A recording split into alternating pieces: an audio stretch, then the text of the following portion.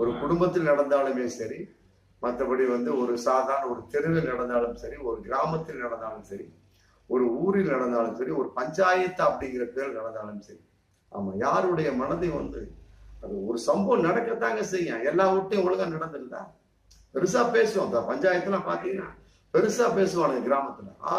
இவன் தான் பெரிய ஆள் மாதிரி பேசுவான், பெரிய தவறு செய்யாத மாதிரியே பேசுவான்.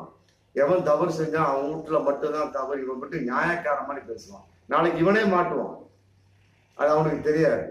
அப்ப என்ன பண்ணுவானுங்க, எவன்லாம் அவனுக்கு ஆதரவா அன்னைக்கு எதிர்ப்பா இருந்தானுங்களா அவனெல்லாம் இவனுக்கு இன்னைக்கு எதிர்ப்பா வந்துருவாங்க. அப்ப மாட்டான் வெப்பம் குருவுக்கு. அது மாதிரி நிறைய சம்பவம் நடந்தது கிராமத்துல, இன்னைக்கு நடந்துட்டு இருக்கு. அதான் தடை செய்யப்பட வேண்டிய ஒரு விஷயம். இந்த பொழப்புல ஊரை விட்டு ஒதுக்கி வைக்க வேண்டியது. ஊரை விட்டு ஒதுக்கி யாருக்கு நல்லது கெட்டதுக்கு போக மாட்டோம். இது மாதிரி நிறைய சம்பவங்க, ஏகப்பட்ட சம்பவம் நம்ம கிராமத்துல